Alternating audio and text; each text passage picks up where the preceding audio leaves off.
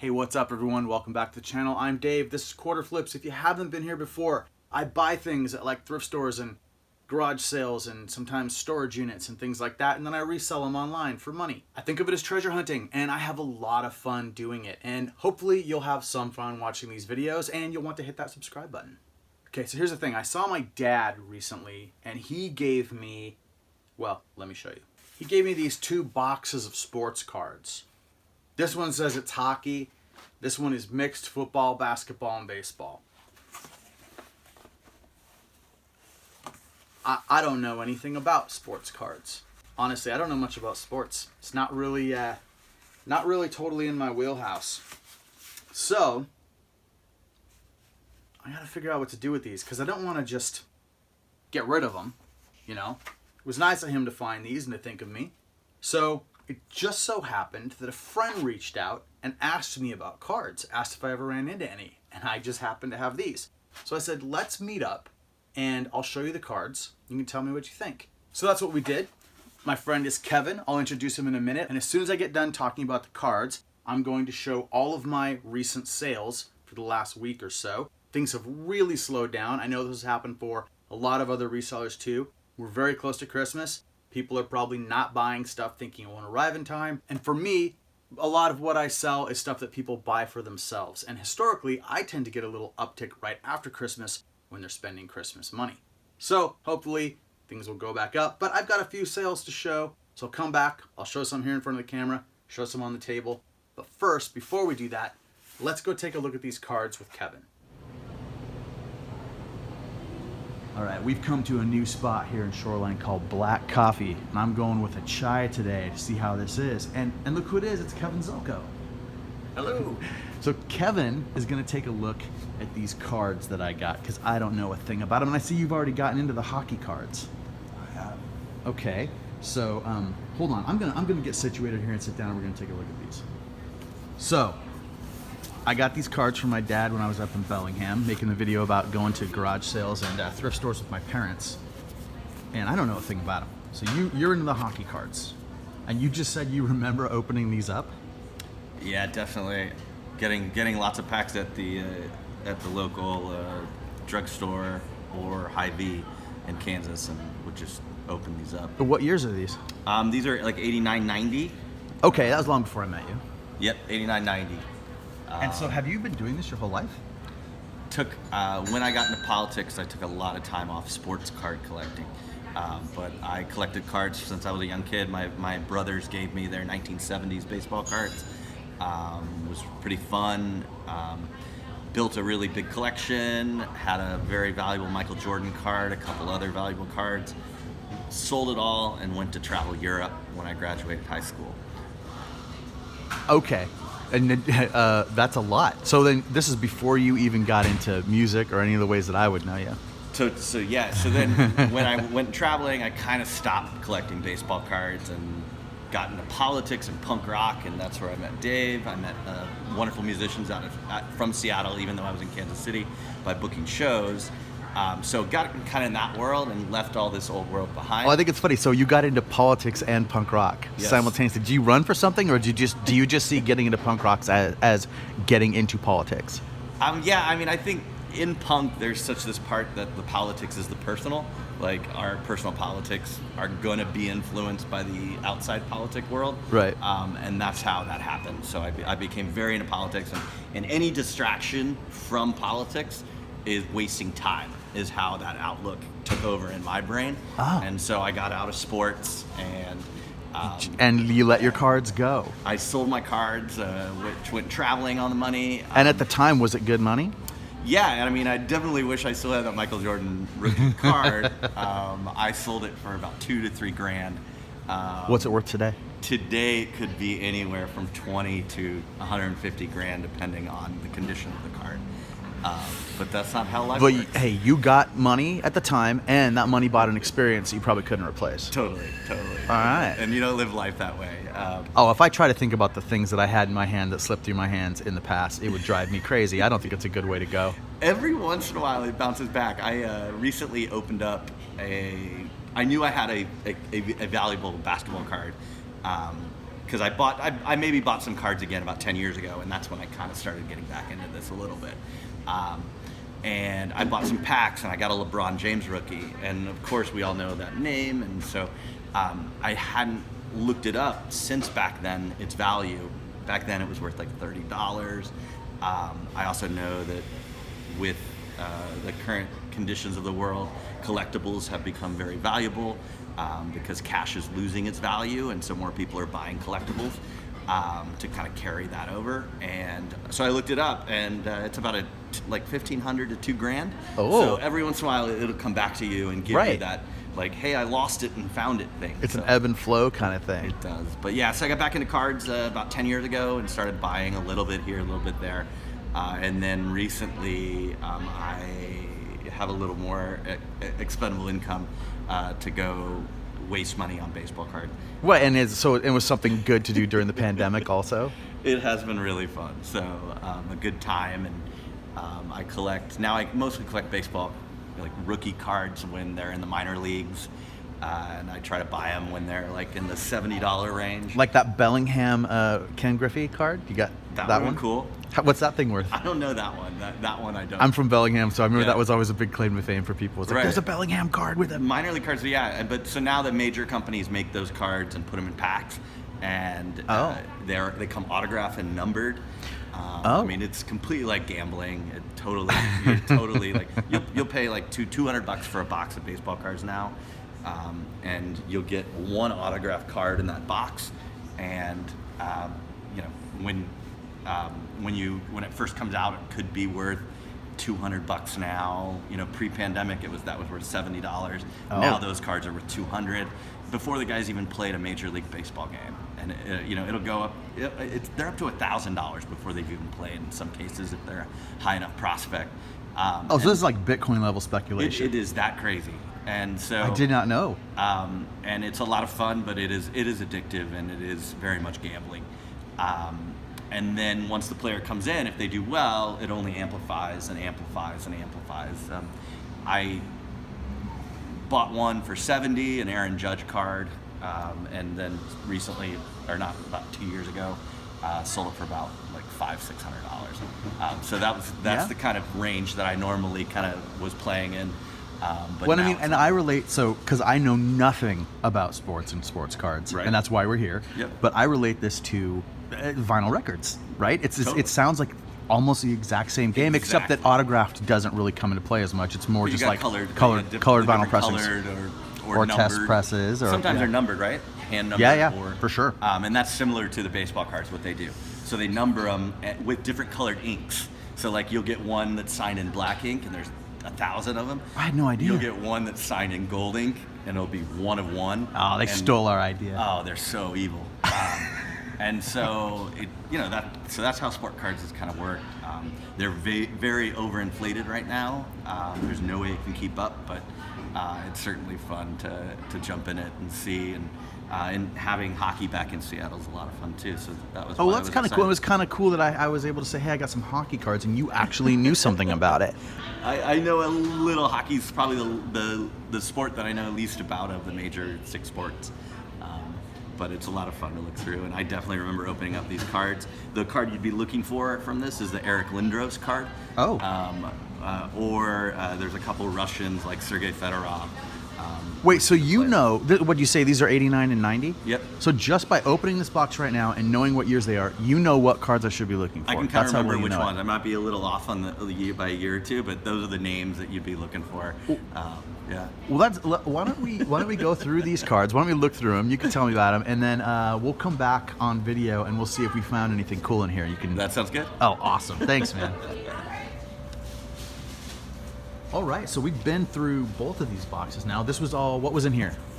This was random football, baseball, and and basketball. They're basketball, yeah. And this was all hockey. All hockey. Okay, so what did you find in there that I should take a look at? So this age of card they make a lot of, so it is hard to find value in this era, and right. So you have to just kind of identify a couple names. Okay. So these are the names of the players that are kind of become stars. There's obviously Wayne Gretzky, a lot of Russian names from this era that really started catching on. Okay. And they was kind of when they first got the opportunity to play in the NHL. The Soviet players were really valuable, or really good on the rink, but really were able to be invited to the NHL during this era, and so you'll see some of these names. A lot of Russian. Yeah, and a Russian's about to pass Wayne Gretzky for most goals scored soon, and he would be from this era, but I haven't seen his card here. So we see Mario Lemieux, Patrick Waugh, Wayne Gretzky, Yzerman, Makarov, Mogan Lee, Jeremy Roenick was awesome. Svoda, there's another Patrick Waugh, another Mogan Lee, Ray Bork, Sergei Fedorov, which is one of those Russian players that you should probably look into to see if it has maybe a $5 value. Sure. And a Mario Lemieux. Nice. So this was all the hockey. And did you find anything else? Yeah, so we did find some fun cards. Seattle fans would love ex Xavier McDaniel. Always amazing. Sonics. Refrigerator Perry. Definitely fun. And then an early Kevin Garnett card, which would be pretty interesting. And did you get a chance to look through everything, and those were the only ones you grabbed? I looked through probably 40% of these Okay. due to time. The names you'd be looking for would be Tom Brady, Brett Favre, Michael Jordan, Kobe Bryant. If you can find those cards in here, I would take those out and get them checked. And everything was what, like 89 and then into the early 90s? Yep, that's kind of this era, and that's again where they printed so many of these things that it's hard to find the gold in it. Well, I really appreciate you looking through this stuff with me. Because I don't know a thing about it, but I definitely have heard these names, and at least I know where to start looking and kind of get started on it. Definitely. Hey, so you were saying you had a Twitter that you've been growing. Tell us about your Twitter. Yeah. You said you give away cards sometimes? I do on Twitter. I do give away sports cards that I find fun, Ken Griffey Jr. and different things like that. You just have to follow and retweet on that. I also use Twitter to engage in the social media world we live in. Obviously with the sports slant, do talk a little real estate on that. Social media has been a big part of my life because I used to sell beer at Mariners games and Seahawks games, and I used Twitter to sell beer. You could tweet to your seat, and while I was working, you could tell me what aisle you're in, and I would come bring you a beer. That story made national news, and that's kind of how social media became a little more involved in my life. So with that in mind, M's Beer Vendor, Miss Beer Vendor, whatever you want to call me, is my Twitter tag. Okay, I'll put it down below, guys, so people can go check it out and follow Kevin. Thank you very much. That'd be fun. Awesome, dude. I really appreciated Kevin's expertise on these, and so I came home and took a look at them. I don't think there's much here. To work with. On the hockey cards, he was showing me stuff like Sergei Fedorov. It's a cool card, and if I had it graded, it might be worth a little, but there's a lot of them available, and it's not graded, and I don't honestly think that any of the cards in this collection would grade out necessarily all that high anyway, so I don't think it's worth doing much with. There was one, when I was looking up comps on cards, there was one card that seemed to be kind of better than the others. There were a lot available for a lot of money, but even that I don't think I would sell if I put up. So I think I might lock these up and sell them in 4 lots on eBay maybe. Hockey, basketball, baseball, and football. I think the hockey cards are like 89, 90, 91, somewhere in there. The basketball and baseball and football looks like it's all stuff maybe closer to like 1996. But yeah, that's cards. Do you have any luck with cards? Do you know cards? Does anyone want these cards? Like, get in touch if you do, because that would even be easier than putting up an auction. I don't know what to do when I find stuff like that. This is part of the reason why when you see my sold comps, you see the things that I do, I'm kind of always selling the same stuff. I think we tend to stick into our categories that we know and understand and feel comfortable with. So I'm glad. I'm going to look at cards if I have an opportunity to, because you always have that dream of finding the one rookie card that'll sell for thousands of dollars. It just hasn't happened to me yet, and it's not like, pulling a $250 CD out of a thrift store, which I definitely have done. So until that happens, I don't know. I don't know if I'm ever going to get excited when I see cards like that, trading cards to look through. But who knows what the future holds. All right, let's get to sales.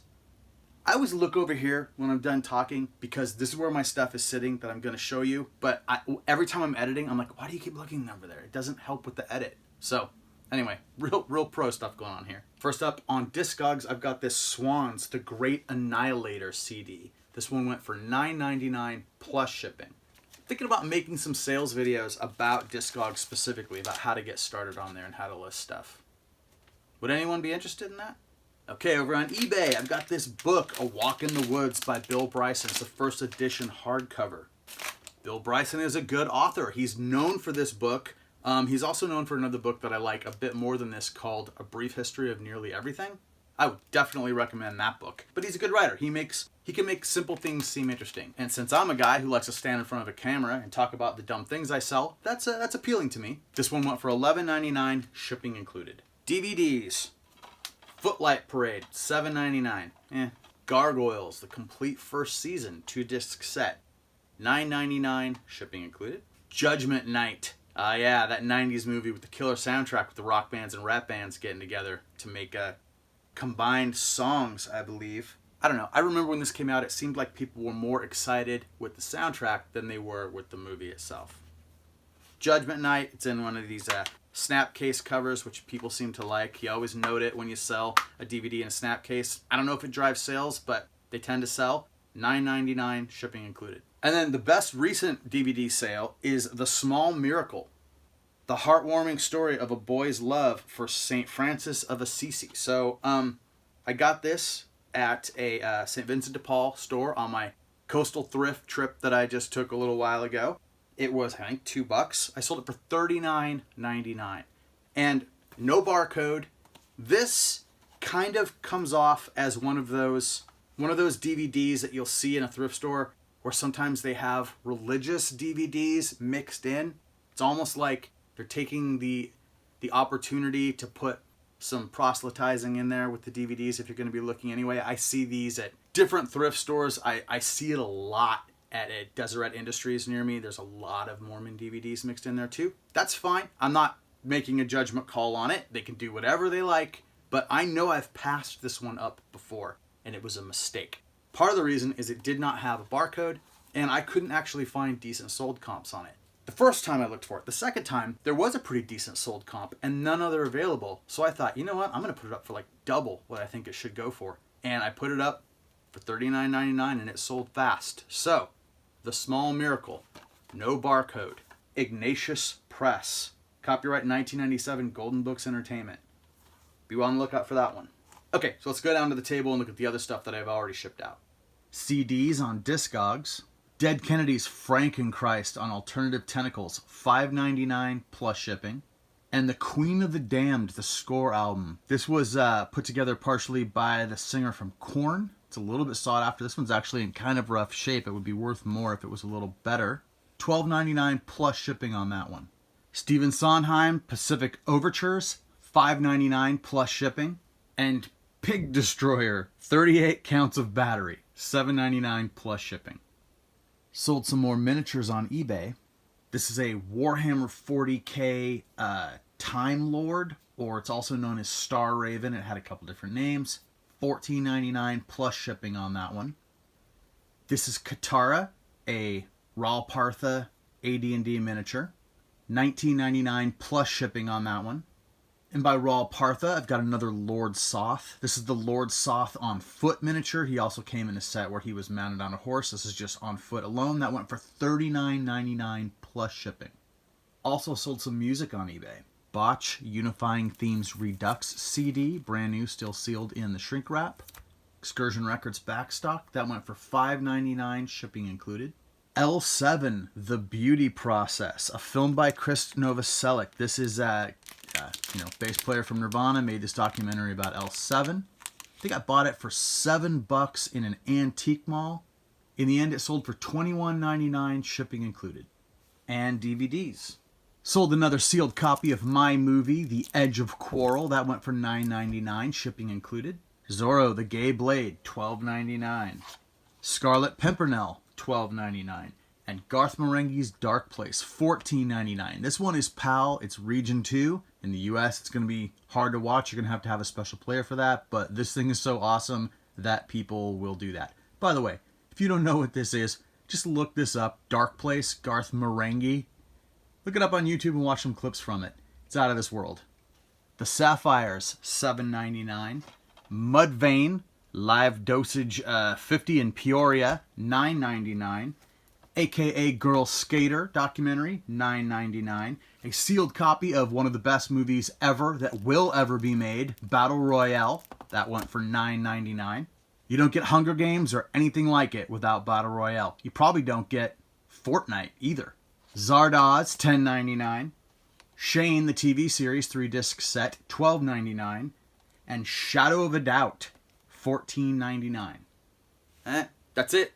This may be the last video before Christmas, although I may have another $1 to new car challenge video, because I've got something coming up this weekend for that. I'm just not sure if I'll have it edited before the holiday or if it'll come out right after, but right around there, have that, and then kind of like I'll do some kind of summation of the year videos like people do, and then we'll get going on 2022. Hit the ground running. All right. Hope everything's going well with you. I hope you've had a good year, and I hope your new year is going to be awesome. Thank you for everything. I'll see you next time.